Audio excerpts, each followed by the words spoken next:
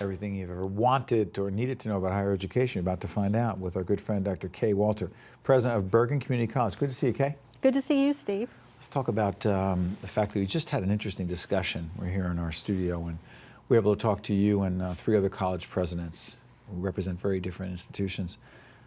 But the issue of cost generated a fascinating debate. You're concerned, aren't you? I'm extremely concerned because we serve a student population that doesn't have money to go to college. These are not rich kids who just can have money to burn. These are kids who come from families where their parents work 2, 3, sometimes 4 jobs all the time, right, just to put food on the table and a roof over their heads. So, when a kid, not even a kid, any person of any age, a student, starts to build up that kind of debt, right? What kind of impact does it have in terms of not just the academic, the college experience, but the potential that that student just doesn't hang in and quits? If you look at your debt level and you see yourself building more and more debt, and you know that the job that you get when you finish college is not going to pay that debt off in any time period. Sure. You're going to start feeling frustrated and quit. That's why we are trying really hard to build our foundation right now, more and more scholarships so that students don't have to take out loans. So they're either able to go to college with financial aid, right, or with a scholarship from our foundation, because we are very concerned about the debt level of our students. But the other part of that is important is you mentioned, you know, the whole idea of I'm here to learn, but I'm also here to increase the odds that I'll be able to compete in a very competitive job market, you know?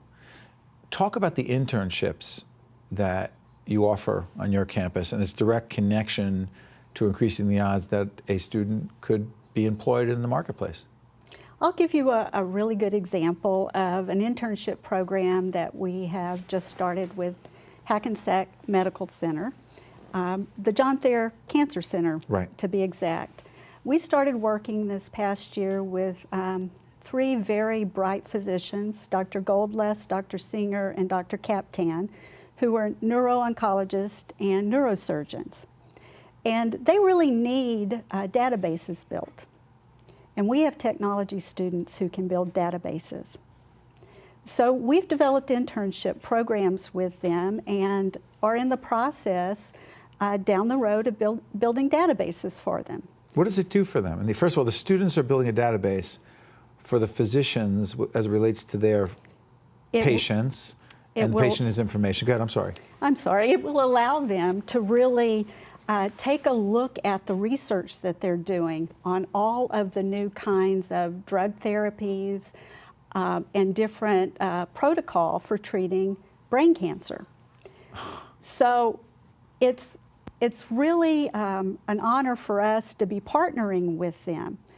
Not only are they providing internships for our students, but they also have been coming to campus and giving lectures for our students. The physicians? The physicians. What does that do for the students? The students call them their rock stars. Wow. These are students who want to be physicians, who want to be business people and work in the medical professions.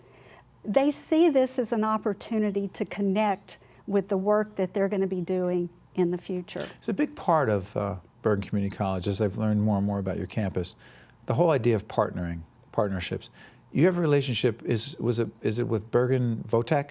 It's with Bergen Technical School. What is that about, and how does that impact your students in a positive way?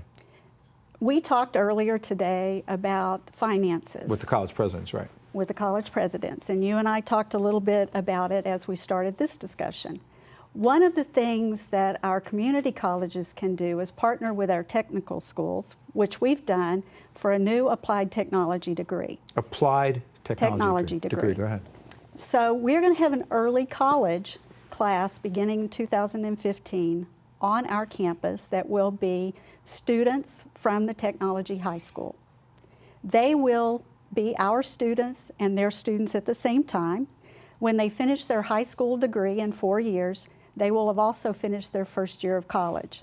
Our faculty and their faculty will be co-teaching classes together and supporting these students so that financially they're going to have a year of college paid for when they finish, and they'll only have a year left to go to finish their associate's degree. Kaye, does it come down to the fact that college, whether it's a 2-year institution or a 4-year institution, that the entire college experience at your place and others, particularly at your place for this conversation, requires that an institution of higher learning goes outside of its walls and partners with healthcare systems like you described at Hackensack or Bergen, Votech, and obviously others, that you can't just say it's all here on campus. It doesn't work that way.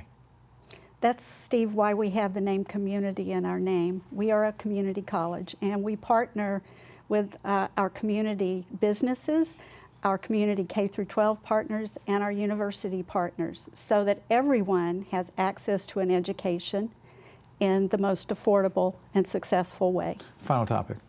The whole question of readiness, student readiness, we also talked about in that College President's Roundtable. I want to delve into this a little bit more in the time we have with you. Why is it that so many students enter college so ill-prepared or just simply not prepared to do what they have to do, to forget about compete, survive? We're finding that most of our first-generation students are not prepared to transition into college. As long as we give them preparation, and we've begun our new summer intensive program with our students, we prepare them to leave high school and to be ready to enter college-level courses. So first, the whole question is they're coming from high school into Bergen, and then from Bergen to a 4-year school. Go ahead, play it out. So when they finish high school, if they're at risk, we put them in our summer intensive program. What do you do with them? We do all sorts of things. We have volunteers from the community again who come in and assist us. We have mentors for the students. We teach them study skills. We prepare them to take placement tests. We teach them about how they learn, whether they're an auditory learner, whether they like kinesthesis, whether they would prefer just to take an online class and be happy doing that. You actually, it sounds like there's survival skills for higher education. Well, of course there are. There's survival skills for every college And there's student. no reason to assume that a person can just enter it and succeed. We need help. We all need help. Dr. Kaye Walter, president of Bergen Community College, one of the 19 community colleges in the state. Kaye, thank you so much. Thank you, Steve. Appreciate it. Stay with us. We'll be right back right after this. Thank you, Kaye. The preceding program has been a production of the CAUCUS Educational Corporation, celebrating over 25 years of broadcast excellence, and 13 for WNET, NJTV, and WHYY.